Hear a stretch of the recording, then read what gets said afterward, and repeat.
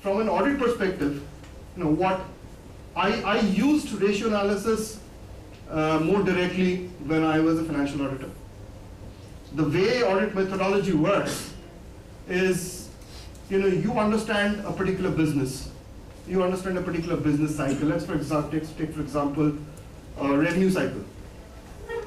And you understand how the sales are generated in a company, how the sales are accounted for, how the sales are, in terms of how it then gets and hits your receivables in a balance sheet. What are the credit ratings? So what is the frequency in terms of, what is the policy in terms of provisioning? What is the provisions around write-offs? What is the provisions around how liquid, what is the turnover, data's turnover? So how fast can you recover the money? And when you're understanding this, what you're also doing is, there are various activities or processes. And what you're trying to do is you're trying to establish control points or trigger points, under each of those areas. So where are the controls?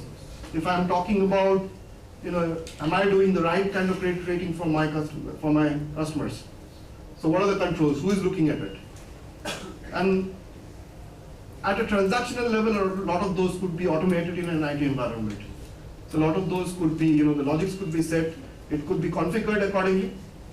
And, that could then, there is a process of testing it. Of course, we will take our sample and we'll test it. But let's not get into that. What we then do is that at the end of our exercise, or the end of our testing, we come to a conclusion that there are strong controls in this particular cycle.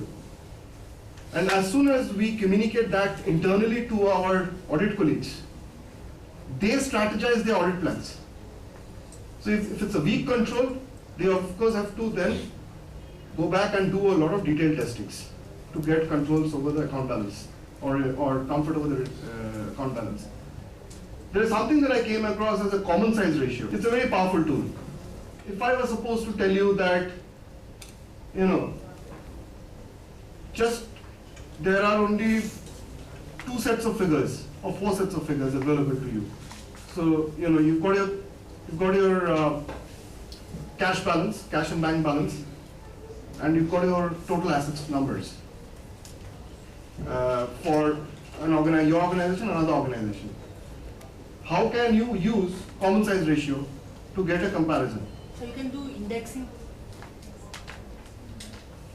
Take the index, take the into 100 percentage terms, and then compare it.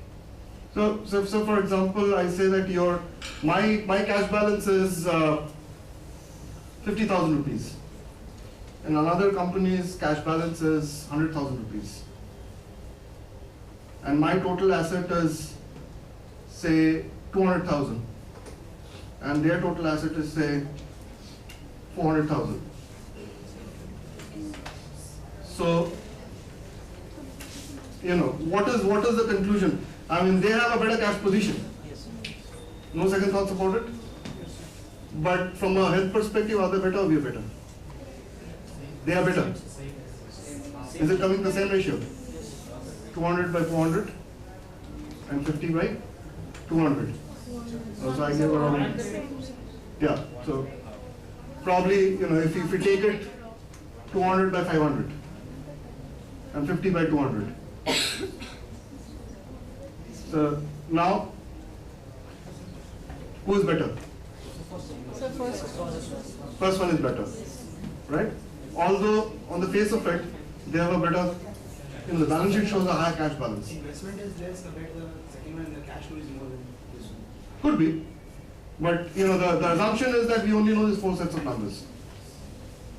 We don't know the investment positions. Could be, there's a better investment position in our company, and as compared to then there's a less cash holding that we have as compared to the others. When I say there are only 4 sets of numbers that we have. So it's a quick fix. It's a very powerful tool. Common size ratios can easily be calculated from both balance sheet and profit and loss account. These ratios represent each line item in a balance sheet or profit and loss account as a percentage of the total. For example, cash as a percentage of total assets, which we just discussed as an example. Creditors as a percentage of total liabilities. Other income as a percentage of total income. Employee cost as a percentage of total expenses, etc. Now these are related numbers. These are related numbers. Again, as I said, you could have a higher employee cost, but if you're, the ratio between the higher employee cost to your total expenses as compared to a peer. So these are some of the very easy. These are not ideally from a theoretical book. I mean, where we talk about the more common accepted ratios. But these are something that, the examples that we took, we could do a relationship between sales and debts and then take a conclusion have a conclusion on the overall health of the company. Let's get into some of the indicators. And this is where, I'll try and bring in, my experience in audit and how, I've seen various different kinds of scenarios in my professional career. Because we normally know from a theoretical definition of current ratio is the ability to pay short-term creditors. Now, as you were rightly pointing out, there could be various leverages to it, and you could come across in your professional careers when you really sit down and try and analyze those ratios. You could see how some of these balance sheet items which make up the current asset and current liabilities, how they have actually been calculated, how the numbers are right. When you look at a cash and a bank position, it is a pretty straightforward thing. Or you look at an investment position, again it's a pretty straightforward thing. But think about inventories, for example. We have seen, and there could be indicators, which is why that deep dive is very necessary. What has been the underlying principles of valuation of the inventories? We normally know that there are FIFO, LIFO, moving average, weighted average, blah blah, and all this stuff. But that's only the material part of it. You've got the material cost of it. When you're inventorying value, you're also apportioning a part of the overheads. Okay. Now when you're apportioning part of the overheads, and you're getting into inventory closing stock valuation, it's important to see the principle, it's important to see the basis, the allocations, because you would find normally industries, they would, there is a tendency of tweaking around the numbers to get to their, whatever the current ratios that you need to drive.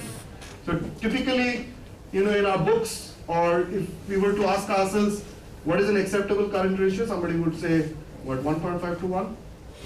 Huh? In our days, we used to call it the 2:1 ratio. So 1.3. 1.3. Yeah. But we used to call it the 2:1 ratio. In an ideal world, if 1 is my current liabilities, 2 is my current asset. Now, it differs. It differs from companies to companies, it differs from organization to organization. But more or less a healthy company, if you would call it, we would of course want it to be more than 1. If it's less than 1, then we have a problem. Then we know that the current assets, the current liabilities or the short-term obligations are more. If the short-term obligations are more, then you're eating into your equity to finance your short-term applications or your long-term debts, whatever it is. So the industry norms differ. It also differs, in terms of seasonality. FMCG industries will have a different yardsticks. Your banking, capital markets, insurance companies will have a different yardstick because, sorry. So, it differs, but the general trend, it would be anything between, around 1.3, but you could come across, you've seen even 1.4, 1.5 as a ratio. But you won't have a one single number, it has to be, you have to look at it from the industry that you're dealing in. And the way, if you're looking at At a financial services industry, if you're looking at a bank which has a huge customer base, you know, the debtors or the receivables becomes a very important yardstick in calculating the current ratio. Whereas, as I said, in an FMCG or a manufacturing, the inventory becomes an important yardstick.